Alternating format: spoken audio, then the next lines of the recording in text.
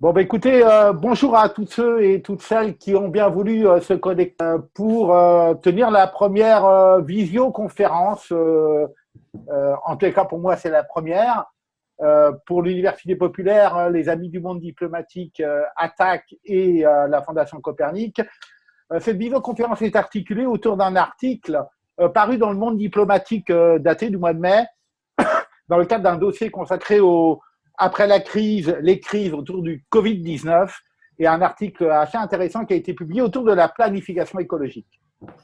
Pour parler de ce thème-là, nous avons décidé, souhaité faire participer à nos échanges de personnes que nous connaissons bien par ailleurs pour les avoir déjà largement fait intervenir dans nos conférences. Le premier, c'est François Morin, qui se présentera tout à l'heure. François, je te laisser dire deux mots sur qui tu es. Simplement rappeler que tu as écrit ton dernier bouquin. C'est un livre intitulé « Quand la gauche essayait encore ». Tu nous en diras peut-être un mot rapidement. Donc, François va intervenir, ainsi que Benoît Boritz. Benoît, bonjour. Donc, qui a écrit un livre récemment qui est un titre très bref et très direct, qui s'appelle « Virer les actionnaires ». Donc, nos deux intervenants vont intervenir selon quatre axes que nous allons essayer de déterminer entre nous. Le premier axe, je vais essayer de les retrouver parce que j'ai pris des notes quand même. En premier, on parlera avec François Morin de finances. On verra effectivement comment on peut parler de finances dans le cadre de cette crise en cours et puis de celle qui profite bien évidemment autour de la crise écologique. Le deuxième thème qu'on abordera tournera autour de la notion d'emploi, des emplois en général, même si un récent texte de Frédéric Lordon dans les blogs du monde diplomatique a largement remis en cause cette notion d'emploi et d'employabilité en particulier. Donc, deuxième thème qu'on abordera ce soir.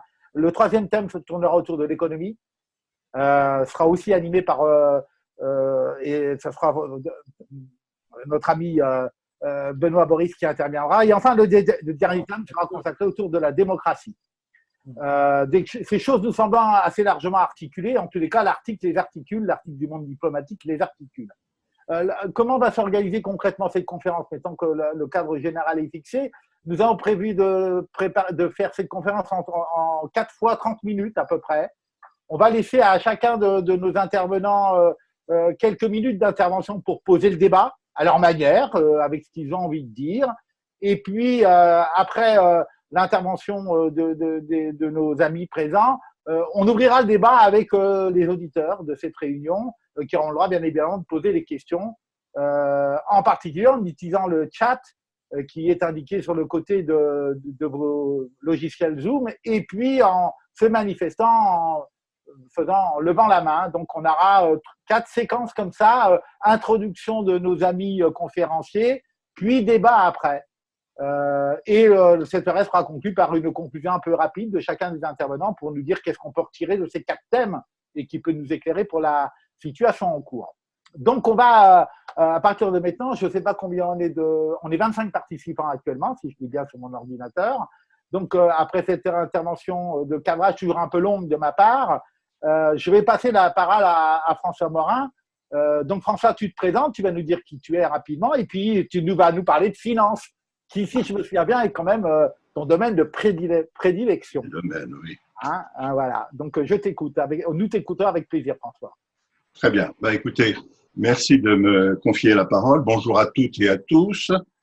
Et merci à Pascal et à Jean-Pierre pour cette organisation. Merci au monde diplomatique de cette rencontre. Et bonjour à Benoît Boritz, avec qui je vais avoir le plaisir de dialoguer. Alors, je me lance. D'abord, peut-être un mot de présentation. Oui, je suis professeur émérite de l'Université de Toulouse. J'ai eu une expérience à la Banque de France et pour le premier thème, en effet, je vais aborder la question de la finance. J'ai préparé quelques transparents, alors je vais essayer de partager mon écran avec un petit PowerPoint que j'ai présenté. Alors j'espère que ça marche. Est-ce que tout le monde le voit? Est-ce que vous le voyez?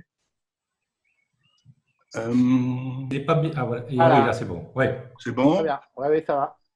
Il faut que je le mette en diaporama peut-être? Comme tu veux, en tous les cas, Voilà. ça suit bien. Voilà, très bien, parfait. Bon, alors, j'ai 4-5 planches très rapides à passer.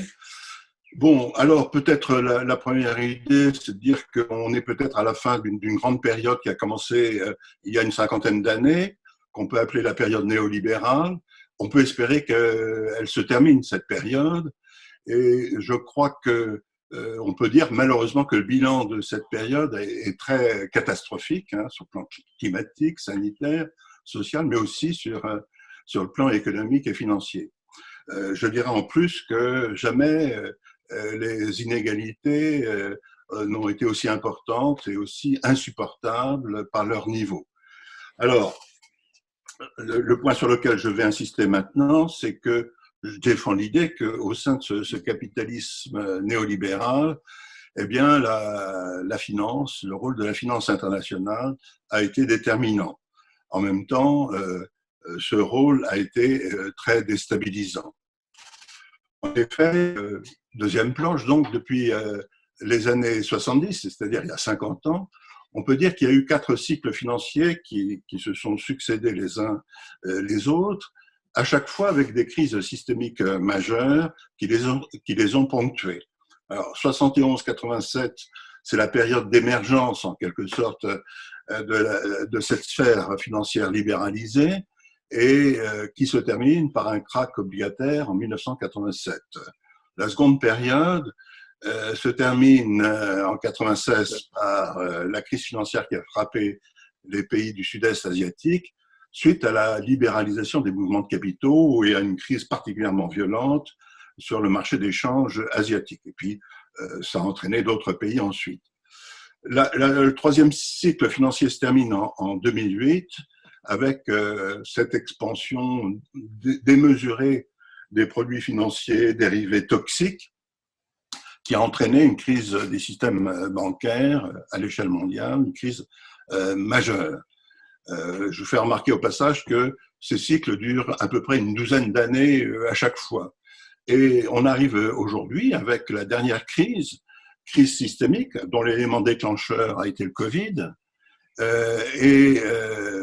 Cette crise, on l'a vu notamment par la bourrasque financière qui s'est déclenchée à partir de la mi-mars de cette année.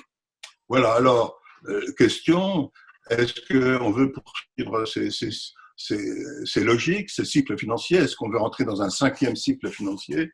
Ben non, bien sûr, hein, personne ne le souhaite, enfin, sauf évidemment ceux qui ont intérêt à ce que ça se poursuive. Et c'est la raison pour laquelle il faut revoir, me semble-t-il, de fond en comble, les circuits de financement de cette économie mondiale. Alors, comment? Eh bien, peut-être justement en revenant à des fondamentaux et en particulier au rôle de la monnaie et du crédit dans nos sociétés qui sont particulièrement bancarisées et numérisées. Michel Aglietta, dans un article du week-end dernier, dans le journal Le Monde, disait que la monnaie était une institution absolument fondamentale, un jeu de règles, et en tous les cas, comme c'est écrit ici, il nous dit que c'est le symbole d'une appartenance collective, et c'est la raison pour laquelle peut-être une façon de résoudre les problèmes concernant la monnaie et la finance internationale, c'est de repartir d'un certain nombre de fondamentaux. Et c'est la raison pour laquelle on peut défendre l'idée, vous voyez, c'est le dernier paragraphe, que l'État et les citoyens ne peuvent plus défendre de la volonté de cette finance internationale, cette finance privée, et on doit reconstituer peut-être cette capacité d'action autonome, démocratique, sur le crédit et donc l'investissement. Alors, politiquement et pratiquement, voilà la question importante, qui doit décider du crédit et donc de la création monétaire, hein, les deux choses étant bien sûr liées. Pour l'instant, ce sont des banques privées, des banques centrales qui sont grosso modo indépendantes des États. Alors, cette question du crédit et de la création monétaire se pose à chaque fois qu'une entreprise décide d'un investissement, son financement, qu'un ménage cherche à financer un projet, ou bien que l'État cherche également à financer le développement de services publics. Et donc, à mon avis, la réponse qui devrait être évidente à la question que j'ai posée au début de cette planche, c'est de dire que c'est l'État, les citoyens qui doivent se réapproprier ce pouvoir de décision, ce pouvoir qui concerne donc la distribution du crédit, surtout par les temps qui courent de relance et de transition, et peut-être aussi, il faut l'espérer, de changement de modèle de développement. Bref, comme je le dis à la fin de cette planche, la monnaie doit devenir citoyenne, c'est-à-dire soumise à un pouvoir démocratique. Et ma dernière planche est ici. Je suis assez court, mais évidemment, c'est peut-être la planche la plus importante. Il faut que la création monétaire serve à financer le changement de paradigme que l'on peut souhaiter, dont les pays et les citoyens ont donc besoin, comme je l'ai dit précédemment. Alors, exemple, la Banque centrale européenne qui aujourd'hui est indépendante doit perdre cette indépendance, et les orientations de la politique monétaire européenne doivent être définies, décidées par le Parlement européen, ce qui n'est pas du tout le cas aujourd'hui. Donc par cette instance démocratique qu'est le Parlement européen. L'État, de son côté, devrait constituer un pôle public d'investissement, avec évidemment les financements qui vont avec, un pôle d'investissement puissant, dont les orientations seraient également arrêtées par cette instance démocratique qu'est le Parlement. Mais de façon beaucoup plus large, et là c'est peut-être une proposition qui innove par rapport à ce qu'on peut entendre ici ou là, toutes les banques, qu'elles soient privées ou publiques, devraient être soumises à un principe d'une gestion en codétermination où les salariés devraient intervenir, ainsi que les usagers. Alors, je reviendrai sur cette notion de codétermination en fin de séance, mais là, il s'agit d'une innovation, d'une proposition absolument majeure. Et puis, bien entendu, ça c'est dans l'air du temps depuis un certain temps. Vous savez qu'on a affaire à un oligopole de très grandes banques systémiques aujourd'hui dans le monde. Elles sont à peu près au nombre d'une quinzaine qui comptent réellement. Sur les 30 qui sont déclarées systémiques, il y en a une quinzaine. Et celles-ci devraient également être disloquées par des opérations très précises de séparation des activités financières, des activités de dépôt et de crédit. Voilà. Eh ben, voilà un ensemble de propositions sur le rôle de la finance, son rôle passé, actuel, et surtout le rôle qu'on pourrait lui voir jouer dans le futur en misant sur cette idée de rendre aux citoyens et à des pouvoirs démocratiques la distribution du crédit, c'est-à-dire la création monétaire. Merci de votre attention pour cette première séquence. J'espère que je n'ai pas dépassé le temps. Alors, je quitte, arrêtez de partager, voilà. Merci François. Merci François pour cette introduction où effectivement, tu dis, et ça n'est pas étonnant de ta part, des choses relativement essentielles sur les constats, mais aussi sur les perspectives. Benoît, Boris, aurais-tu quelque chose à rajouter sur ce que vient de dire François Morin concernant l'aspect lié à la finance? Oui, d'abord, bonjour à toutes et à tous. Oui, et puis merci Jean-Pierre, merci Pascal d'animer ce débat aujourd'hui. Merci aux amis du Monde Diplo, à TAC, l'Université populaire de Toulouse, de nous inviter, Fondation Copernic, de nous inviter à ce débat. Oui, je dirais que j'ai quelques petites choses à rajouter par rapport à ce que vient de dire François. Je ne suis pas en désaccord fondamental avec ce qu'il dit, et ce que je vais amener va peut-être, il le dira lui-même, renforcer, je dirais, son propos. Bon, moi, ce que je vois aujourd'hui, je voudrais un petit peu replacer la question de cette finance dans ce qui nous est proposé aujourd'hui. Aujourd'hui, on sort du Covid-19 et puis, je dirais, aussi bien Macron que le patronat nous parlent du Green Deal. Le Green Deal, je dirais que c'est un deal dans lequel il faut que la croissance reprenne comme avant. Et puis, en contrepartie, on nous le dit, c'est promis, c'est juré, c'est craché, cette croissance, elle doit être moins carbonée que préalablement. Il se trouve que j'ai lu un article des Échos hier avec une journaliste qui s'appelait Hortense Goulard, qui était une journaliste du quotidien, et c'est tout sauf un journal gauchiste. Et elle nous indiquait que cette année 2020, les émissions de CO2 vont baisser de 8% du fait de la récession. Alors une récession qui est épouvantable, mais c'est absolument pas ce qu'on veut, ça n'est absolument pas une décroissance, mais il y a une chose qui est sûre, c'est qu'elle dit que les climatologues nous disent qu'il faudrait baisser nos émissions de CO2 de 7,6% tous les ans pour atteindre notre objectif en 2050 et n'avoir un réchauffement que 1,5%. Et si on n'y arrive pas, ben, il va falloir des solutions de captage et de reforestation. Alors, quand je vois cette idée de Green Deal, moi je suis épouvanté parce que si l'horizon immédiat, c'est le retour de la croissance au nom de l'emploi, et puis c'est un petit peu ce qui est proposé ici, on ne va pas nous faire croire que les technologies immédiates qui existent nous permettront d'avoir un regain de 8% de croissance avec une émission de CO2 constante, donc au même niveau que cette année 2020. Alors évidemment, pas la peine de parler d'une décrue de 7%. Donc je crois qu'on est dans le registre de la promesse d'alcoolique. Donc oui, vous parliez dans votre document d'interdiction pure et simple des industries polluantes. Je pense que c'est un des volets de la question. Je pense qu'on y reviendra dans la deuxième partie. Mais il va aussi falloir très très clairement aborder donc la question de l'emploi dans ce contexte, mais dans l'immédiat, je crois qu'il faut avoir une attitude proactive en ce qui concerne les investissements d'avenir. Alors, je rejoins complètement François Morin sur la nécessité de se réapproprier la création monétaire. Mais je voudrais prolonger cette réflexion sur une question qui est celle de l'orientation des investissements. Comme vous le savez toutes et tous, le prêt, c'est le principal. Il y a 3 modes de création monétaire de la part des banques qui existent. C'est le principal. Les 2 autres, c'est les opérations de change et puis c'est le paiement des salariés et des fournisseurs. Et le grand problème des banques, d'une façon générale, c'est la question de l'équilibre de leur bilan dans le temps. Elles créent de l'argent, vous comprenez que c'est un droit de dépenser à court terme, et en contrepartie, elles ont une créance sur le client, sur l'emprunteur, qui n'est exécutable que sur le long terme. Donc tout le problème des banques, c'est de banque de leur liquidité, de leur refinancement quand il y en a besoin, et puis de l'évolution des marchés des taux quand elles ont besoin de se refinancer. Alors aujourd'hui, pour assurer ce risque, les banques, elles recourent au marché financier.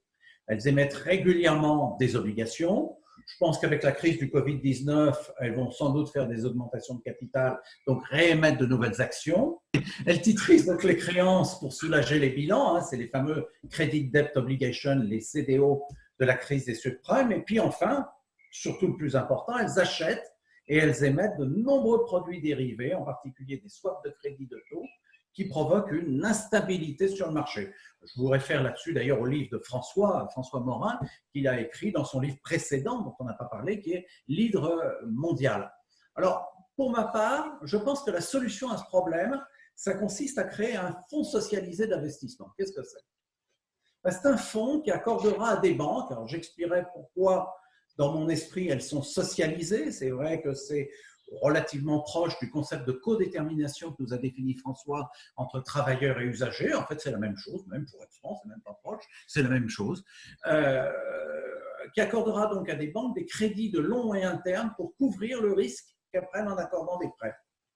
Donc, c'est un fonds qui pourra s'initier sur des cotisations sur la valeur ajoutée des entreprises. Alors, je vais être très, très clair, c'est quelque chose qui va diminuer les profits d'entreprise pour poser la question de leur appropriation par les salariés, ce que je pose d'ailleurs dans mon livre « Virer les actionnaires », pourquoi et comment s'en passer. Je vais rapidement. Voilà. Alors donc, cette constitution de fonds, si vous voulez, c'est quelque chose qui se fait par un prélèvement sur une valeur ajoutée de l'économie, donc le travail des salariés, et je pense que la question de la gestion démocratique de ce fonds, elle est justifiée. Et à partir de là, je pense que ça nous ouvre des champs absolument fabuleux de démocratie dans l'orientation de l'économie. On peut définir dans ce fonds des budgets d'investissement à réaliser. On peut par exemple imaginer un budget pour l'isolation thermique de l'habitat, qui est un des sujets urgents de la transition écologique. On peut imaginer un budget pour le développement des énergies renouvelables. Et pour l'exécution de chaque budget, il y a le fonds qui affichera un taux d'intérêt qu'il appliquera aux banques. Elles répercuteront ensuite. Et c'est un taux qui peut être positif, probablement négatif, en tout cas inférieur au taux de base bancaire, au taux de la Banque centrale, et un taux qui va monter lorsque le budget s'exécute trop vite ou baisser lorsqu'il se déroule, il s'exécute mal. Donc, on notera que le taux d'intérêt peut très bien être négatif, agir comme des subventions à la transition écologique. Et je pense très sincèrement que ça n'est possible qu'en dépassant le cadre du capitalisme, parce que tout simplement, le taux d'intérêt ici, ça n'est plus la rémunération du capital, jamais, c'est juste un discriminant des investissements. Voilà, je vais arrêter le partage de mon écran pour revenir. Voilà. Ben écoutez, merci de ces deux interventions de cadrage un peu sur ce problème lié à la finance. On retient bien, et on y reviendra sans doute dans la dernière partie de notre débat, l'importance de ce qu'on va appeler la donne démocratique dans cette histoire-là.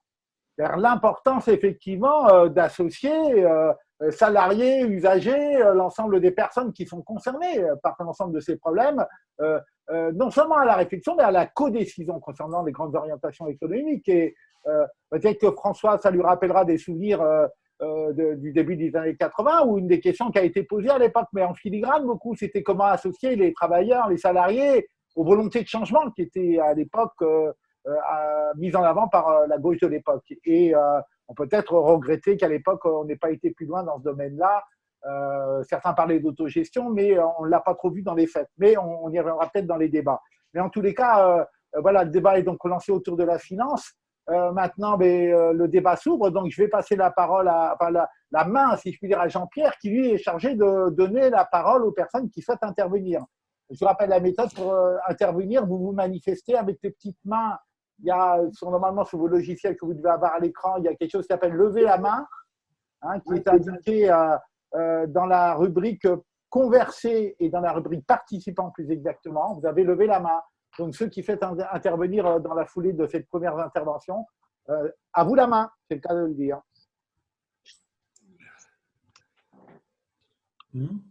Je peux y aller? Oui, oui, on vous entend. Oui, donc bonjour à tous. Bonjour François Morin. Je suis un fervent lecteur de tous vos ouvrages. Et de conférence en conférence, je vous pose un moment ou un autre toujours la même question. Mais aujourd'hui, elle est peut-être encore plus prégnante.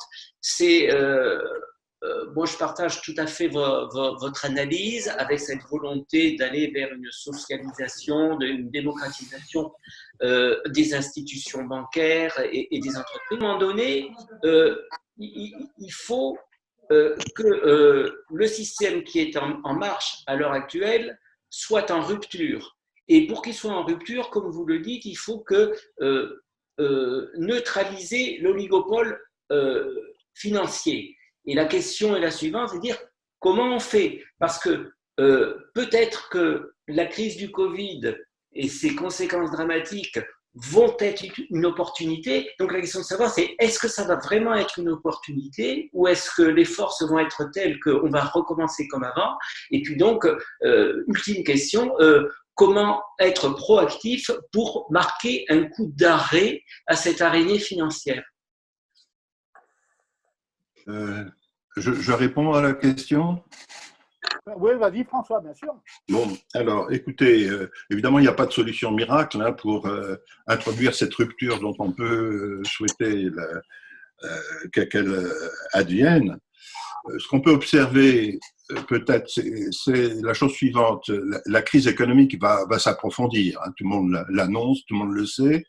Et très probablement, on aura par derrière sans doute une crise monétaire et peut-être même aussi une crise bancaire, parce que les bilans des banques sont en train de s'alourdir, même si les prêts qu'elles accordent peuvent être garantis par l'État ou les États.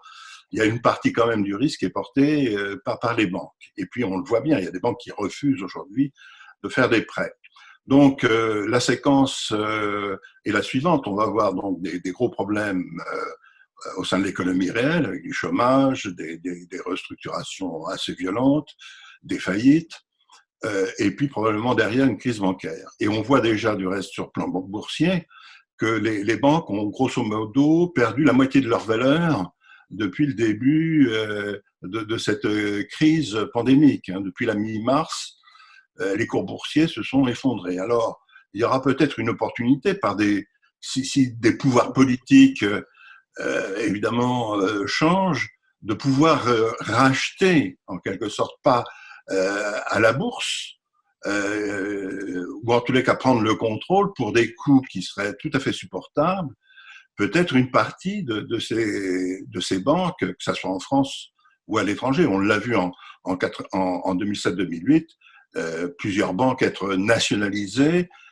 dans plusieurs pays, aux États-Unis, en Grande-Bretagne et dans d'autres pays, mais il se peut que ça puisse se produire également en France. Donc là, il y aurait peut-être une opportunité politique, à condition que le pouvoir actuel ou d'autres pouvoirs, si ceux-ci se mettent en place dans les mois qui arrivent, puissent donc racheter ces banques. Ça peut être donc cette opportunité là. Alors maintenant, ça fait aussi longtemps qu'on parle de séparer les activités bancaires des plus grandes banques. Pour l'instant, on n'y arrive pas vraiment parce que l'Europe n'a pas vraiment voulu le faire, et puis que le lobby bancaire est là pour évidemment s'opposer à ce type de réforme. Mais la crise va peut-être aider à y voir un peu plus clair sur la nécessité de cette séparation des activités. Voilà ce que je voulais dire pour répondre. Merci François. D'autres questions? Non? Bon. Oui, bonjour, vous avez levé la main pour parler. Oui, bonjour. En fait, on a la question, quand vous parlez de gestion, codétermination et de fonds socialisés d'investissement, est-ce que ça n'existe pas, ce genre de fonctionnement dans les banques coopératives? Ah, ça, c'est une question pour Benoît Boritz, Ouais. qui Monsieur Coopération ce soir. Bon, oui. Bon, sur cette question, oui, effectivement, je parlais de banques socialisées. On va y revenir tout à l'heure, puisqu'on va parler d'entreprises socialisées. Et je pense qu'aujourd'hui, il faut sortir de l'actionnariat, et ça passera par des entreprises qui seront co-gérées, co-déterminées par les travailleurs d'une part et les usagers d'autre part. Donc, les banques, quand je parlais de banques socialisées, c'est de ça dont il s'agit. Alors, c'est vrai que dans le paysage bancaire actuel, on a schématiquement deux types de banques. On a les banques sociétés de capitaux, c'est nos groupes Société Générale, BNP Paribas en France, et puis on a ce qu'on appelle les banques mutualistes ou banques coopératives, et c'est les trois gros groupes, Crédit Mutuel, Crédit Agricole et BPCE. Quelque part, je ne mets pas un signe égal quand même entre les deux, même si beaucoup… Et déjà, je ne mets pas un signe égal entre les différentes banques coopératives. Bon, chose importante. Mais c'est vrai que le fait que les usagers soient au pouvoir est un début, je dis bien un début timide de socialisation.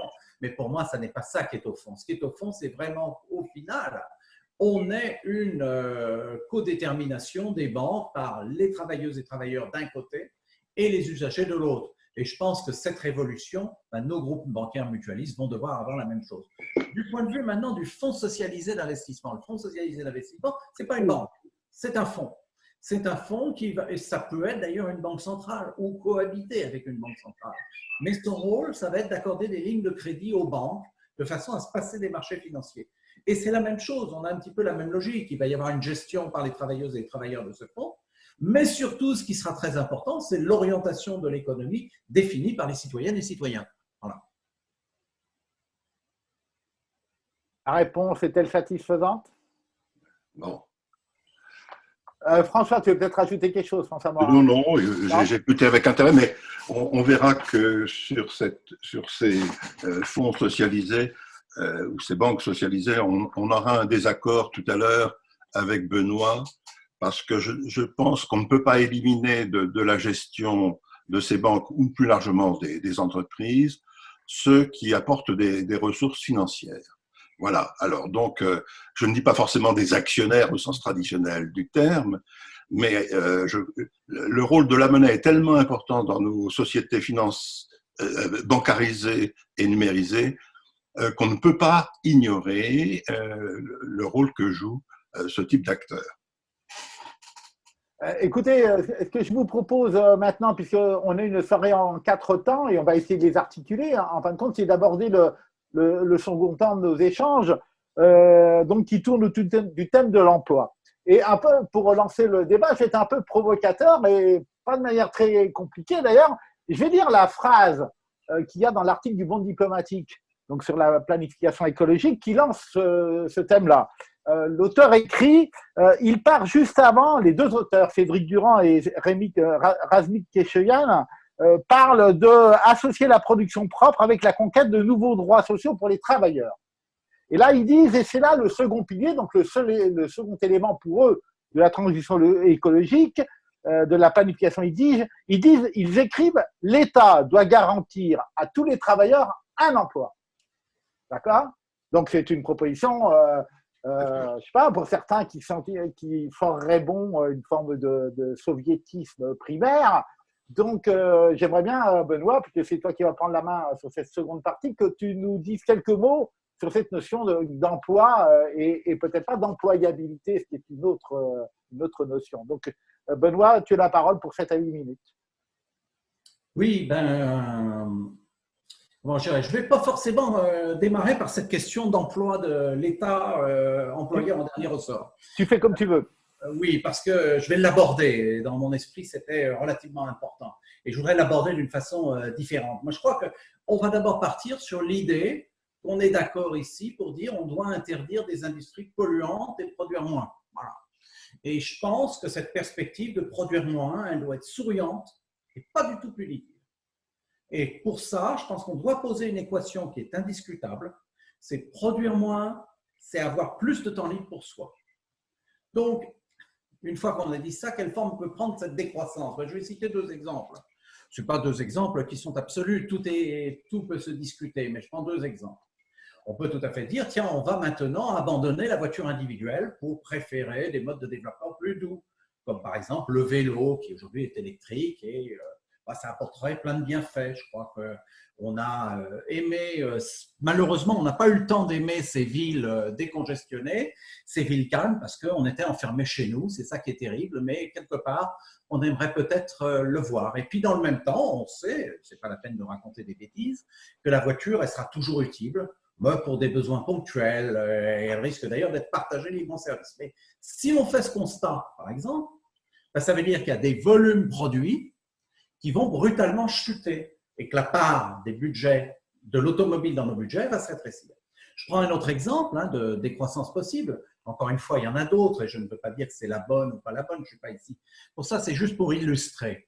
On peut s'engager dans une démarche qui vise au zéro déchet.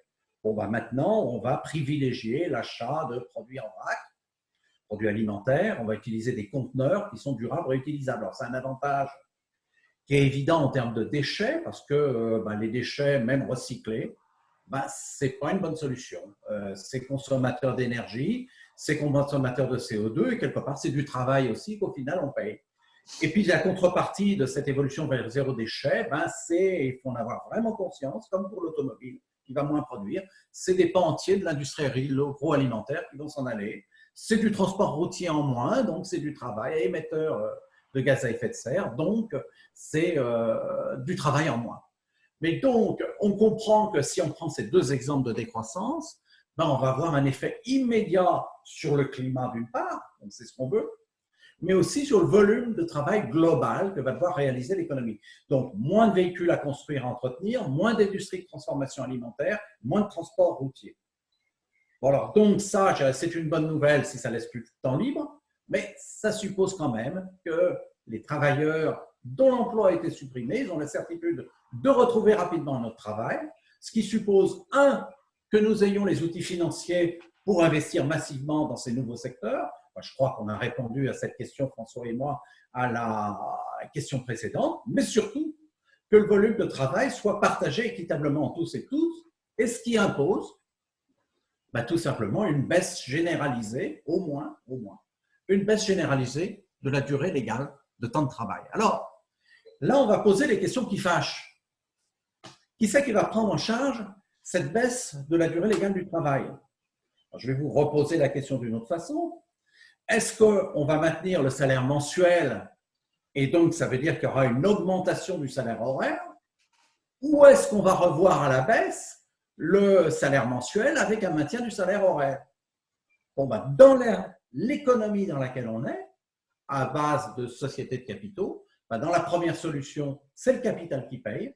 Et dans la seconde, ben, ça sera les salariés qui vont payer. Bon, sincèrement, je crois qu'ici, on est entre gens sérieux. Je pense que c'est la première option qui va s'imposer, c'est-à-dire que le capital paye. Et il faut comprendre que rien que l'idée de diminuer le transport routier, de passer en zéro déchet, de privilégier le vélo, c'est une baisse de production énorme qui fait que si ça se fait à maintien de pouvoir d'achat en salaire mensuel, eh bien, ça va faire voler en éclats le profit des entreprises.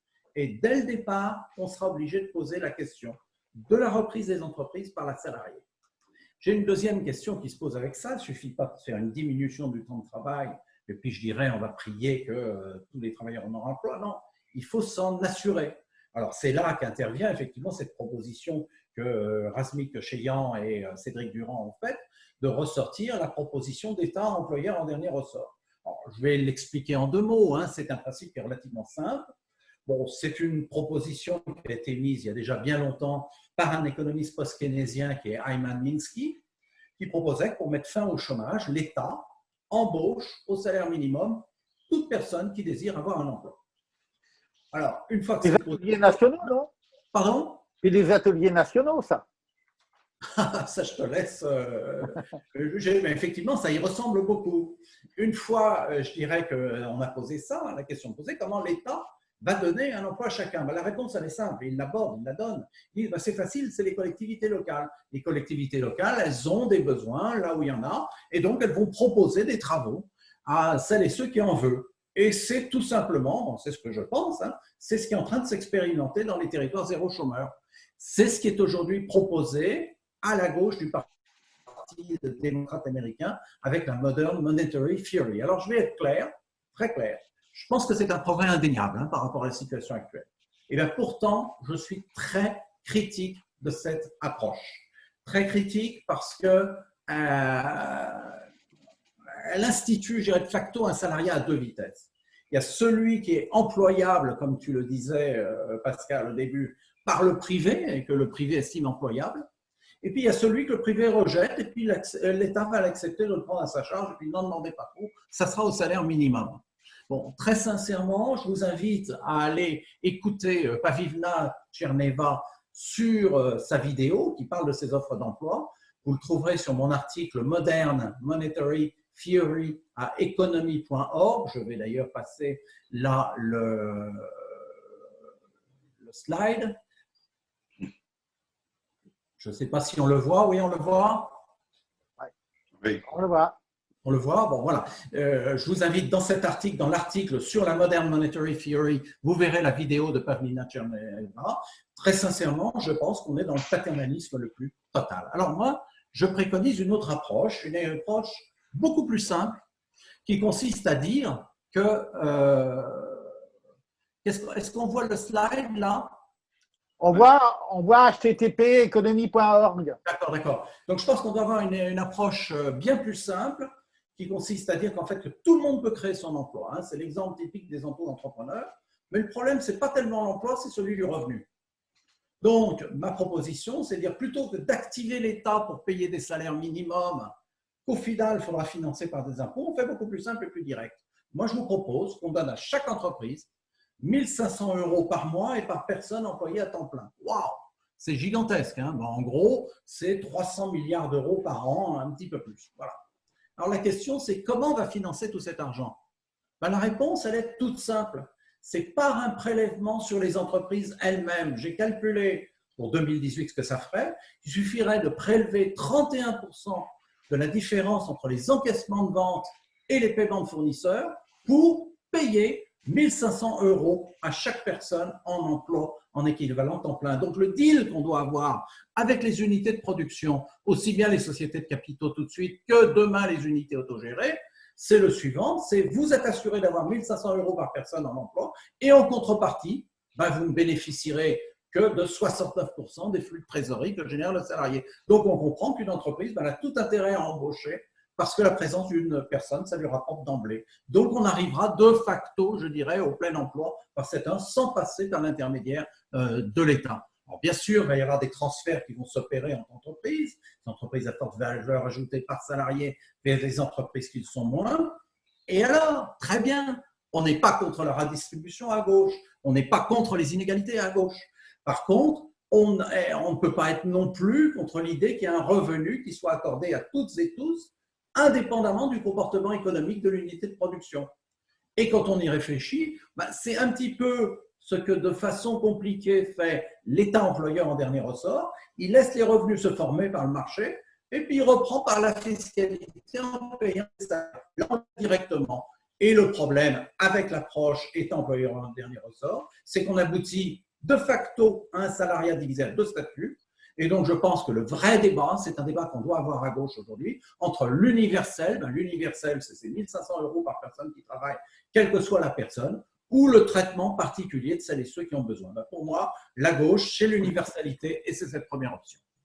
Merci Benoît. Tu as un petit peu dépassé le temps, mais c'est parfait.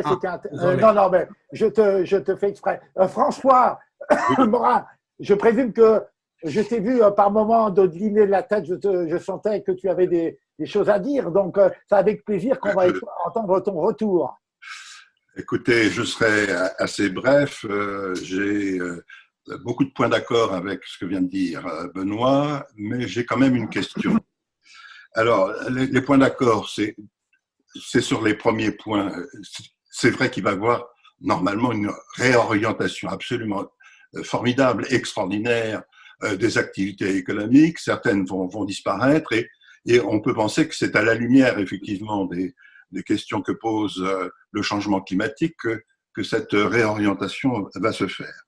Et donc, je suis d'accord avec l'idée, qui n'est pas du tout l'idée des patrons actuellement, qu'il va falloir aller vers un partage du travail très différent de celui qu'on connaît et il va y avoir une baisse généralisée du temps de travail aussi en même temps et tout cela doit se faire, et je suis d'accord avec Benoît là-dessus, avec un maintien du pouvoir d'achat.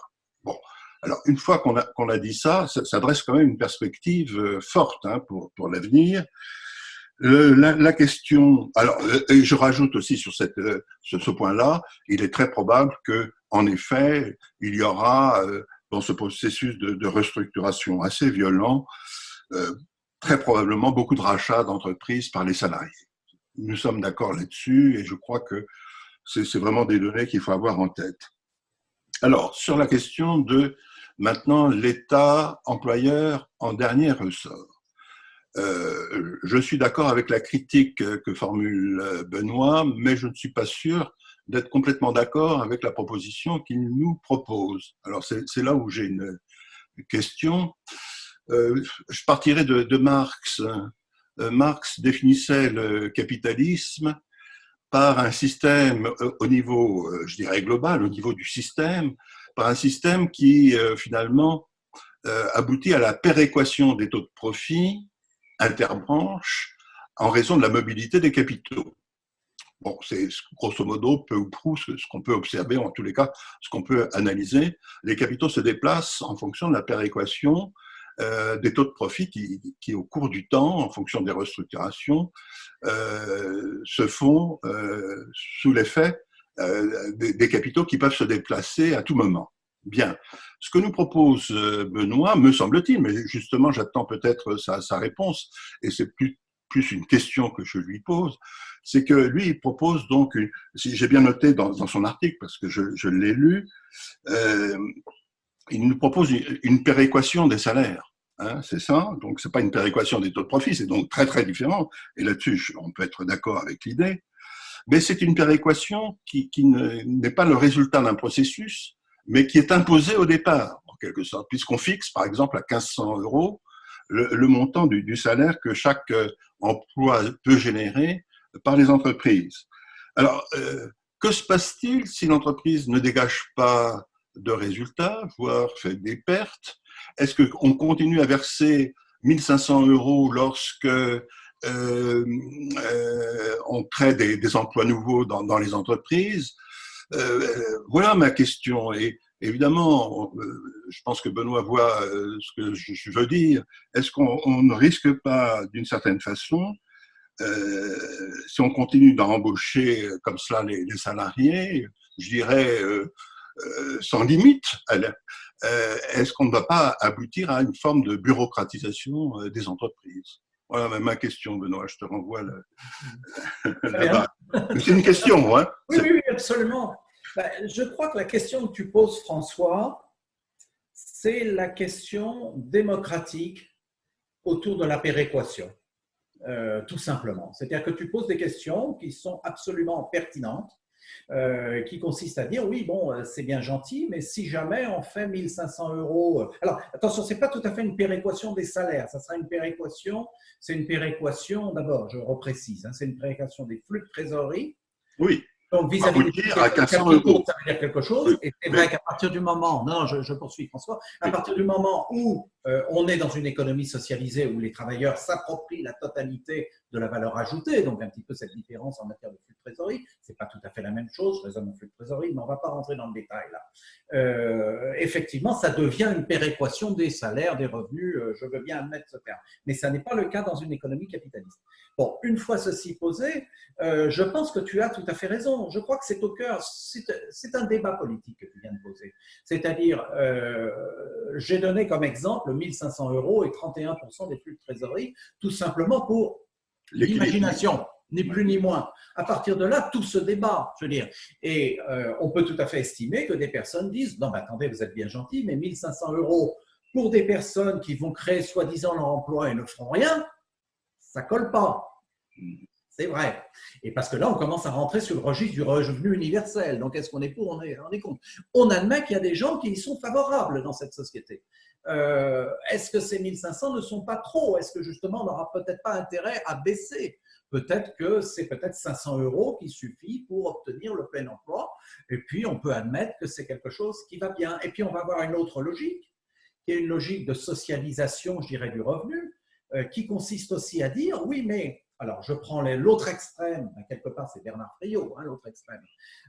Il dit, les entreprises, nous ne sommes pas tenus, bon, elles évoluent en environnement de marché, et les personnes qui travaillent dans l'entreprise ne sont pas responsables de ce qui se passe dans l'entreprise. Je pense que c'est un propos encore plus extrême. Alors, c'est vrai que le marché, on ne le contrôle pas, il n'empêche que le comportement économique de l'entreprise dans le marché est aussi fonction de la capacité des travailleuses et travailleurs de l'entreprise à réagir, à travailler plus ou moins bien, etc., etc.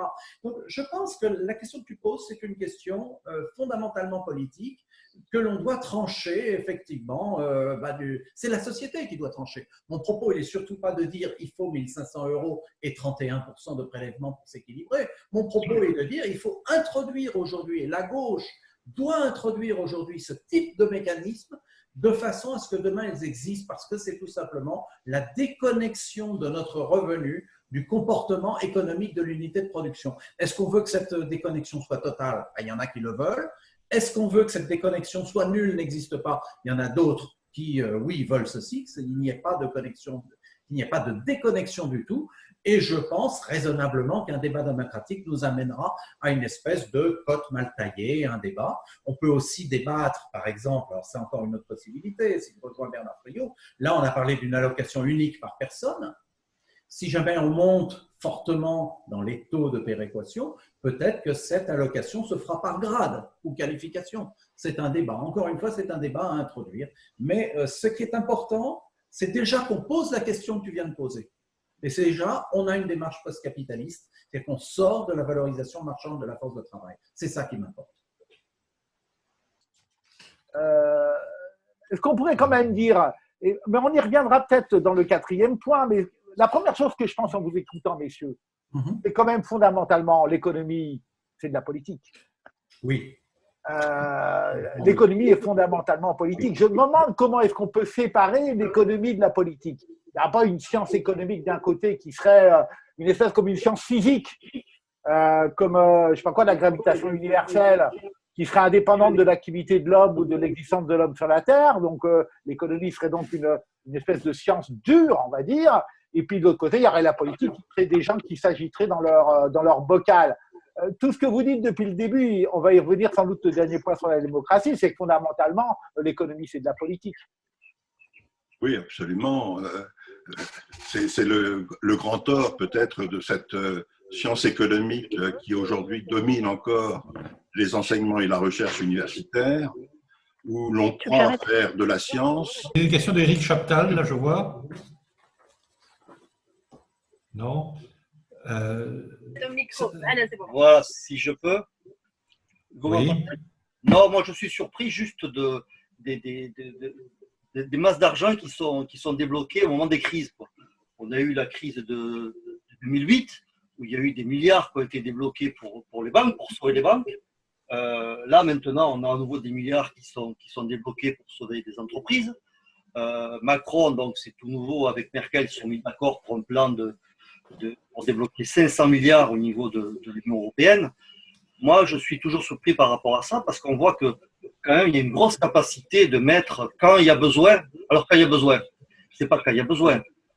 Pour moi, il me semble que ce moment-là se passe quand ils ont peur, quand il y a quelque chose qui se passe. Là, on revient à ce qui se disait là juste à l'instant, le fait que l'économie, c'est politique. C'est vrai qu'il y a des fonds qui sont distribués, qui sont lâchés quand il y a une crise, parce qu'à un moment donné, on sent qu'il y a quelque chose qui se passe et qu'il pourrait y avoir une rupture. Donc, je me dis tout simplement, pourquoi cet argent ne serait pas débloqué plus tôt pour aider l'hôpital, pour aider l'éducation, pour aider tous les secteurs où il y en a besoin, plutôt que de désinvestir dans le service public. Pourquoi les banques ne lâchent pas cet argent? Alors, bon, c'est ma petite idée. Mais ce que je veux dire, c'est que en fait, les banques ne lâchent que quand elles sont obligées. Et quand elles sont obligées, elles prennent aussi leurs garanties. Parce que là, on parle de fonds qui ont été débloqués pour les entreprises. Mais si j'ai bien compris, le PGE, c'est quelque chose qui a été accordé par les banques avec des prêts de l'État sur les entreprises. Il y a à la fois des PGE et des prêts de l'État. Donc, ils lâchent des PGE. Mais sur le PGE, il faut qu'il soit garanti à 90% par l'État. Il y avait des négociations, par exemple à Air France, où on disait que le PGE devait être, il était au départ, d'après ce que j'ai vu, il était à 70%. Les banques ont exigé qu'il soit à 90% garanti par l'État. Et ensuite, il doit être remboursé au bout d'un an. Et s'il n'est pas remboursé, si j'ai bien compris, une fois de plus, les banques fixeront un taux d'intérêt qu'on ne connaît pas aujourd'hui. C'est-à-dire qu'ils se préservent une fois de plus en disant, eh bien, on verra plus tard à combien vous allez nous rembourser le prêt, si évidemment l'inflation augmente, ce qui à mon avis devrait arriver, vu la planche à billets, la façon dont elle a demandé et les liquidités qui sont mises sur le marché. Voilà, merci. Je veux bien réagir, non? Vas-y, après. Oui. Bon, d'abord, oui, l'étonnement qui est le vôtre est compréhensible. Hein. Avant cette crise, et du reste pendant toute la période néolibérale dont j'ai parlé tout à l'heure, c'est-à-dire depuis les années 1970, l'idéologie nous expliquait que pour que l'économie fonctionne, croisse, il faut que les marchés soient en équilibre, d'une façon générale.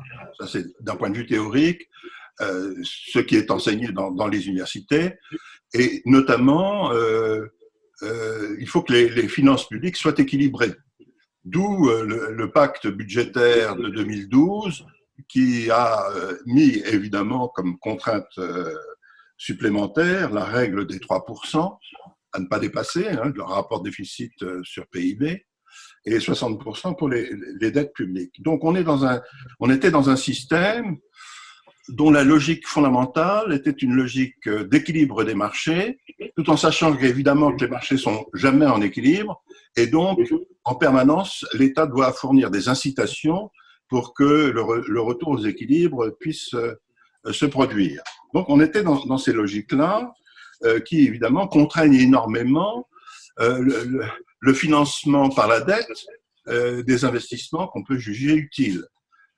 Alors bon, la crise arrive, ou les crises arrivent, et à chaque fois, en effet, comme par miracle, à ce moment-là, pour sauver les principaux acteurs économiques, et notamment les banques, en 2007-2008, on a dégagé les fonds nécessaires. Donc, quand il y a des crises, et comme c'est le cas du reste maintenant, on arrive à trouver les fonds grâce à la dette. Et pourquoi c'est possible? Tout simplement parce que les banques, comme les banques centrales, ont le pouvoir de créer de la monnaie par les crédits qu'elles octroient. C'est-à-dire que tant que leur crédibilité n'est pas mise en cause, les banques, avec évidemment comme outil de cohérence et surplombant les banques centrales, peuvent créer autant de monnaie qu'elles veulent.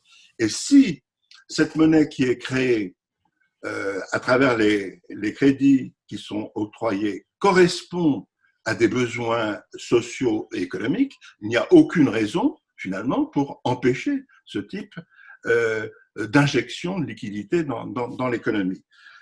C'est ce qui se passe aujourd'hui. Alors c'est vrai que les dettes vont croître, elles vont être très importantes, mais tant que les taux d'intérêt, tant que le coût de la dette est égal à nul, est égal à zéro ou pratiquement nul, ce n'est pas en soi un problème. Le problème surviendra, en effet, si on a de l'inflation. Autrement dit, si les investissements qui sont faits ne correspondent pas réellement à des besoins sociaux et économiques véritablement bien identifiés.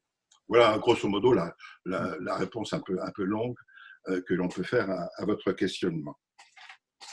Oui, je voudrais rajouter, c'est intéressant cette question qui vient d'être posée, parce qu'en plus de ça, il se trouve que François et moi avons été co-signataires d'une tribune où il y avait pas mal de personnes, Pierre Dardot, Christian Laval, Bernard Friot, Emmanuel Dockès, Ludivine Montigny, Daniel Bachet, par exemple, dans des gens assez différents finalement sur bien des sujets, qui ont signé une tribune ensemble qui disait le plan de secours de l'économie que mène actuellement Macron, ça n'est pas un soutien à l'économie, mais c'est un soutien à un certain type d'économie qui est l'économie capitaliste.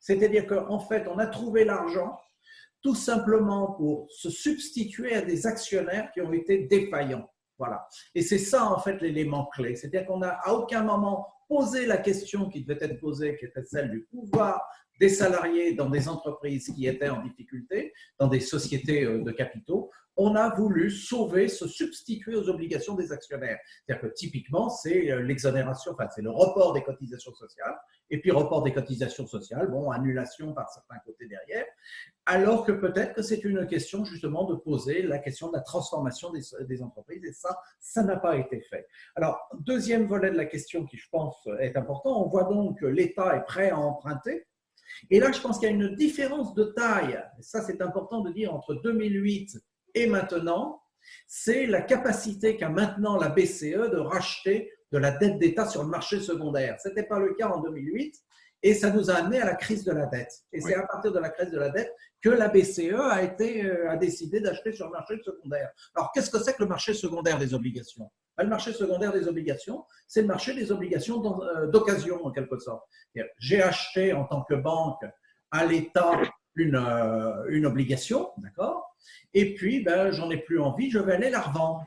Et donc, c'est sur ce marché secondaire que se forment les taux d'intérêt en fonction de l'appréciation des acteurs du marché. Or, il se trouve que comme la BCE achète, ben, elle n'achète pas pour 3 centimes, elle achète pour des montants qui sont assez significatifs. Il faut savoir que le dernier plan d'achat qui a commencé en septembre et qui a continué avec les dernières annonces de Christine Lagarde, et il arrive au total depuis septembre à maintenant à 1100 milliards d'euros. Donc, c'est 1100 milliards d'euros que la BCE est autorisée à racheter. Donc, comme c'est un acheteur, elle, entre guillemets, si je parle à la façon allemande, on va dire, il déséquilibre le marché. Bon, bonne chose, ça permet de maintenir les taux d'intérêt à un niveau faible. Et ça, c'est très, très important. Et quelque part, c'est quelque chose, ben, beaucoup de gens en disent c'est le retour de la planche à billets. Oui, c'est le retour de facto de la planche à billets parce qu'il faut savoir que la BCE renouvelle ensuite ses rachats d'obligations régulièrement. Donc, c'est de l'argent qui est créé. Est-ce que demain, nous allons avoir de l'inflation? C'est là la question politique qui va être posée, comme l'a dit François. Bon, là, les économistes discutent. Il y en a certains, j'ai lu un article l'autre jour sur les Échos qui disait non, il n'y a absolument pas de risque inflationniste. Peut-être qu'il y en a. En tout cas, nous, si jamais il y a un risque inflationniste, il faudrait être très, très, très vigilant sur la question du pouvoir d'achat des salaires. Et reposer, alors évidemment, des questions d'échelle mobile des salaires, qui est un petit peu une question défensive, bien sûr, mais peut-être poser la question d'autres politiques vis-à-vis des actionnaires. Je pense que c'est essentiel. Avant d'attendre la fin de la demi-heure consacrée à cette question autour de… Pascal, il y avait une question de Michel D là, qui est en attente aussi depuis. Eh ben c'est bon, on y va. On n'est pas à 2 minutes près. Donc, Michel D, vous avez la parole. Oui, bonsoir. Je voulais revenir sur l'idée du plein emploi. Je suis pas du tout économiste, là, j'aborde. Voilà. Bon. Donc j'ai une question, puisque donc moins d'énergie, ça veut dire, puisqu'on a de moins en moins d'énergie, donc ça veut dire qu'on part sur une décroissance et on va réduire le nombre de machines qui vont nous faire, qui aujourd'hui nous servent à vivre ensemble en fait. Ça veut dire que le travail, il va falloir le redéfinir sûrement. Et donc, ma question, elle était la suivante, c'est si on veut du plein emploi, c'est bien pour que tout le monde, pour faire fonctionner une société ensemble et avoir des gens en fait qui se trouvent bien dans cette société. Donc, ça veut dire c'est quelle entreprise et quel travail, puisque de toute manière, le travail ne sera pas un travail supporté par les machines, en tout cas de moins en moins. Donc, ça repose quand même clairement la question du travail, etc. Voilà. Mais pourquoi pas, moi je suis tout à fait d'accord sur l'idée du plein emploi. Je pense qu'il y a plusieurs approches à avoir par rapport à la question des machines. Je ne pense pas forcément que ça va passer par la fin de l'utilisation de la machine, parce que la machine, c'est quand même de la productivité. On n'est pas contre la productivité. Moi, j'aime bien la productivité. La productivité, ça veut dire moins de travail pour produire le même objet.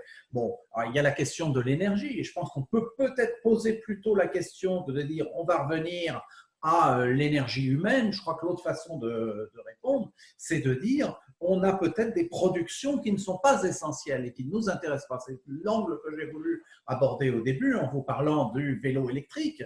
Je pense que c'est une alternative qui est séduisante, enfin il me semble, ou aussi de la problématique du zéro déchet. Donc c'est plutôt des questions de production dont on ne veut plus. Et à partir de là, effectivement, et là vous avez raison et je vous rejoins complètement, la question du plein emploi, pour moi, c'est une question de pacte social que nous voulons entre nous. C'est-à-dire, il y a un volume de travail, ben oui, il faut quand même le partager raisonnablement. Ça n'empêche pas que des gens veuillent travailler plus à un moment donné, mais ben oui, mais ça ne sera pas forcément valorisé. On n'est pas là forcément pour ça. S'il y a une allocation, elle est par personne en temps plein, elle n'est pas en fonction des horaires qui sont faits. Donc, ben oui, ça sera moins entre guillemets sponsorisé. Je pense que cette question du plein emploi, c'est une question de pacte social entre nous pour répartir le volume de travail de façon équitable, de façon à ce que personne ne soit exclu. Je pense qu'un autre élément qui est essentiel, et c'est pour ça que j'insiste sur cette question de péréquation par rapport à l'État employé en dernier ressort, c'est bien d'inciter, de faire que l'embauche soit incitative pour les entreprises de façon à ce que les humains, les hommes et les femmes, aient la possibilité de choisir leur emploi, qu'ils ne soient plus dans la situation où ils sont aujourd'hui, où ils doivent accepter les contrats les plus précaires qui soient, les machins. Non, qu'il y ait un véritable choix, que demain, ce soit les unités de production qui soient à la recherche de travailleurs et pas l'inverse, des hommes et des femmes qui sont à la recherche d'un emploi. Je crois que c'est très important. Une société humaine, je pense que c'est ça. Merci Benoît.